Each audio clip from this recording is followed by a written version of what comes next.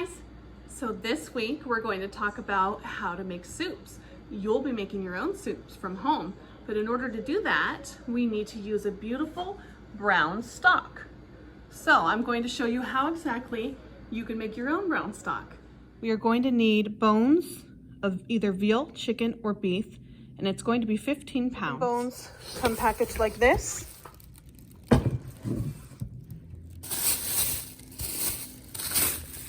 Let's go ahead and start weighing it out. All right, so I've weighed out 15 pounds of bones, laid them on these baking sheets. And now we're ready to roast the bones. We are going to roast these bones for 1 hour.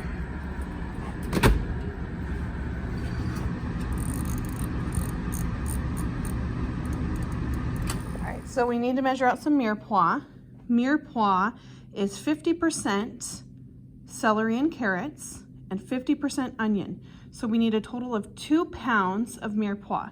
So we need to measure out 1 pound of onion, 1/2 pound of carrots, and 1/2 pound of celery. All right, so first we'll turn the scale on.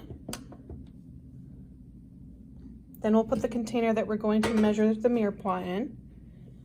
Then we'll tear the scale so it doesn't weigh the container. And now we're going to add our carrots in.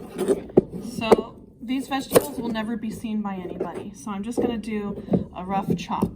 So I'll cut it in half. And then I'm just going to roughly chop them. It doesn't have to be uniform pieces. No one's ever going to see it. So there we go. Let's go ahead and add our first batch. Let's see what the weight comes to.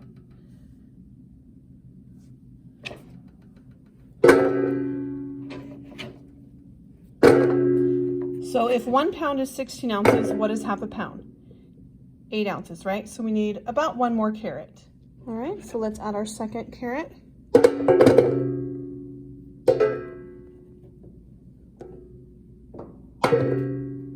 And there we go. That's about 8 ounces. So I'll take 1 out and we're perfectly 8 ounces. Now we need 8 ounces of celery. All right, so same thing. I rinsed my celery and I'm gonna just chop off the top. And no one's ever going to see this, so it doesn't have to be completely straight. Just a rough chop. All right, so now let's put this on the scale. And we only need 1 pound total, so we're going to add 8 more ounces of celery.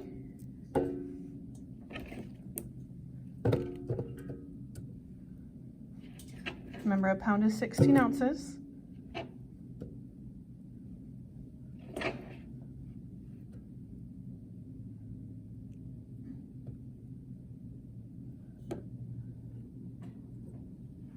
There we go. 1 pound of celery and carrots. Now we just need another pound of onions. All right, so for the onion, we're just going to slice it in half. Take off the skin.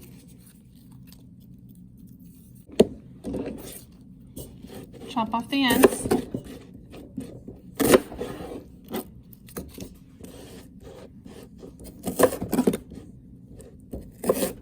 And since no one's ever going to see it, we're just going to do a rough chop.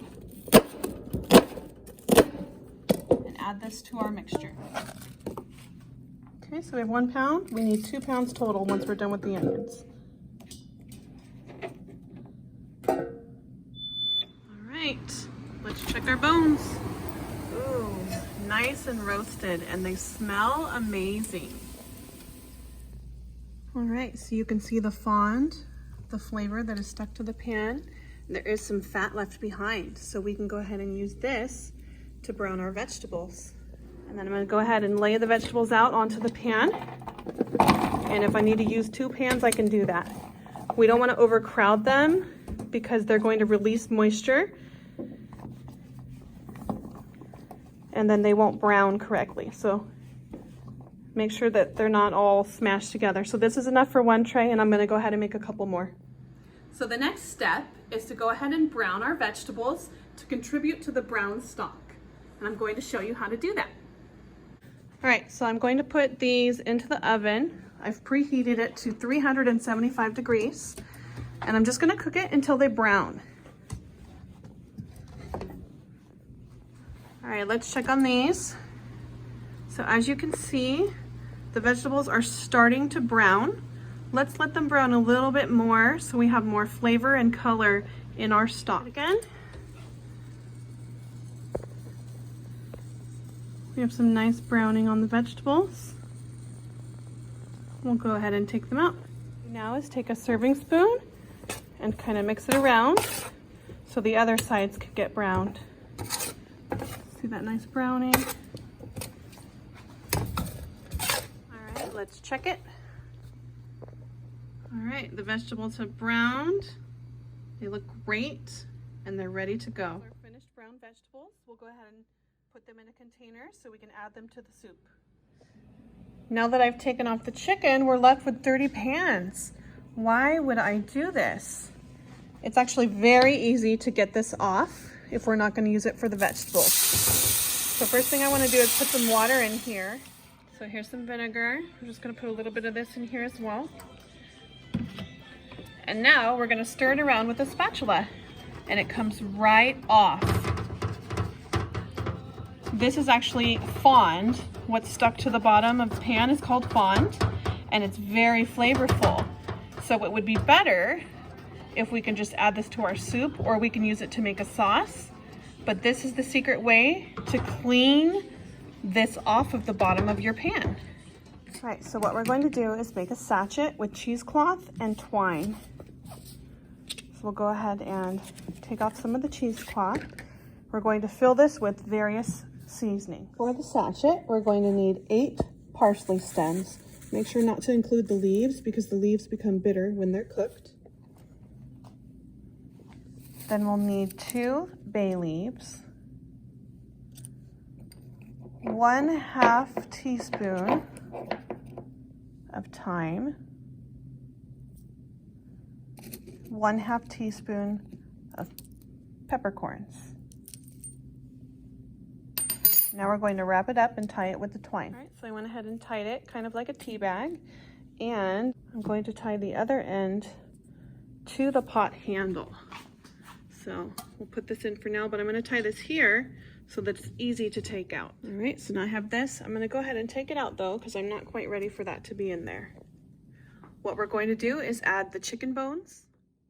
Looks good. Now we're going to go ahead and add our roasted veggies. And remember, we call this mirepoix, the mixture of celery, onions, and carrots. Now I'm going to add 3 gallons of cold water. I do have the fond liquid from the pans, and this has a lot of flavor. It's about 2 quarts, so that means I would need 2 gallons, 2.5 gallons, plus the 2 quarts that I have right here. It's important that the water is cold.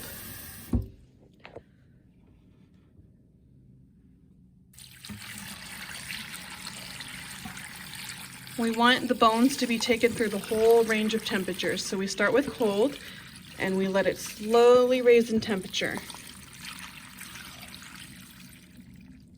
I'm gonna go ahead and put the sachet in, and we wanna add enough water to cover all the bones.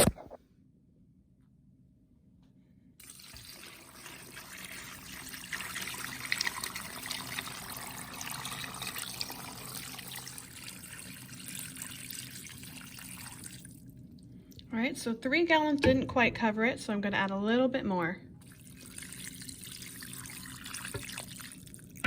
All right, that should be enough. As you can see, everything's starting to float, so there's plenty of water to cover it. Now we're going to go ahead and turn on the heat.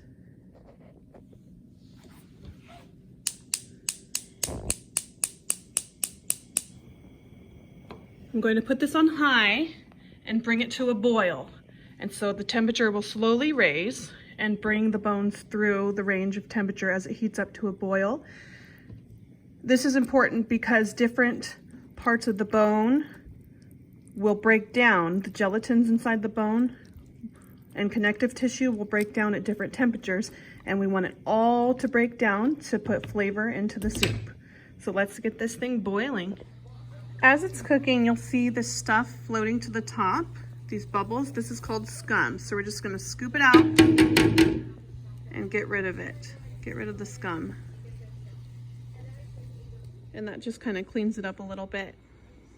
It's boiling. I'm going to bring it down to a simmer. So it should be about, I'm gonna put it on 4. We're going to let this simmer for 4 to 6 hours to get all the flavor of the bones and the mirepoix and the sachet infused into the stock. So it takes about 4 to 6 hours for chicken bones, 6 to 8 hours for beef bones, and 45 minutes to an hour for fish bones. It's been about 2 hours of simmering. And you can see the bones have settled down more into the liquid, and we do have some more scum forming on the top that we can get rid of. It's looking good. It's been about 5 hours, so we have 3 hours left, or we could stop in 1 hour. As you can see, the water content has gone down because of the evaporation. See that intense evaporation going on? All we have to do is just add some more water and we'll get that liquid back. And we want to have 3 gallons from this. All right, now that the stock's been cooking for 8 hours, it's time to remove the chunks. So we can pour it through a strainer, but because it's so hot, I'm going to just start removing the chunks like this. So this is all the meat, bones, vegetables that we no longer need because we've already extracted the flavor from it.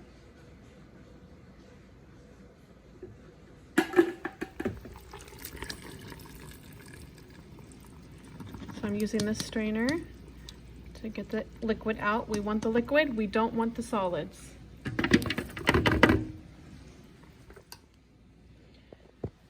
We can also pull out the sachet without burning our hands by pulling on this string. And let's go ahead and squeeze all the liquid out of here. We don't want to lose any of that flavor. Now we can just pull it out for now. Let it cool down before we throw it away. Hot. So don't throw it in the trash can or it'll melt the trash bag. We need to wait for it to cool down. Now, in order to get the soup to cool down, I'm going to add some ice. Remember that the liquid went way down, so we're just going to replenish that while cooling it down.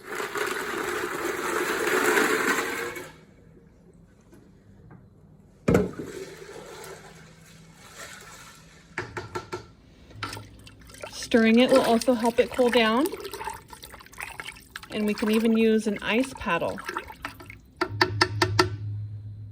Now that we've cooled the soup down using ice, I can touch it and it's not going to burn my hands. So I'm going to use this strainer and pour some of the soup into here. We need 3 gallons, so it should fill 2 of these. This is 6 liters, and 2 times 6 liters, I'm sorry. This is 6 quarts. We know there's 4 quarts in a gallon. So 12 quarts would be 3 gallons.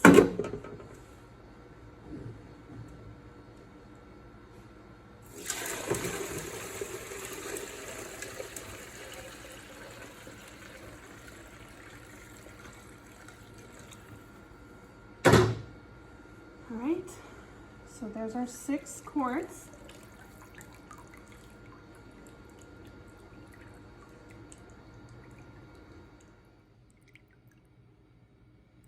Looks beautiful. This is what ends up in the trash, and that is why we don't worry about the cuts, because no one will ever see them. All right, now we need to cool the stock down in a 2-stage cooling method. This will prevent it from going into the danger zone and growing pathogens. So we have 2 hours or less to get the stock down to 70 degrees. And then we have an additional 4 hours to get the stock from 70 to below 41. So we have a total of 6 hours to cool the stock, but the sooner the better. If you don't do this, the bacteria will grow. So if you're not successfully cooling down the stock quick enough and you realize that, you need to heat it back up to 165 degrees for at least 15 seconds within 2 hours of trying to cool it. Now, there's several ways that we can cool the stock down. We can put it in a shallow pan, and spreading the stock out is going to increase the surface area so that it will cool down quicker. As I said before, stirring will help it cool down. And also, we have these things. This is called a cooling paddle. I have it wrapped in saran wrap so that it cannot be contaminated. So we'll take off the wrap. It's actually water that has been frozen, so it's ice. We'll stick it in the pot and stir it around. But the method that I like the best, if you're able to do so, just add some ice as part of the liquid that you needed to add anyway, and that successfully cooled it down, as you saw. Now what I'm going to do is let the stock cool. I'll skim the fat off. I'll show you what that's like. And then I'm going to take an 8-ounce ladle scoop and portion out 8 ounces for each of you to make a soup at home. All right, I went ahead and put them into 3 containers so they don't spill. Now we just need to wrap them, label them, and get them in the fridge. Right, so I labeled it brown chicken stock and put the date, and then I'll sign my name. Well, once you have refrigerated the stock and the fat has gotten cold, you will see the layer of fat on top. So what we're going to do is remove that, and that's called degreasing. So we will degrease the stock, take a spoon, just scoop the fat layer off, and discard it. This is going in the trash. And then all that's going to be left behind is the nice brown stock. Now you're ready to make your soup.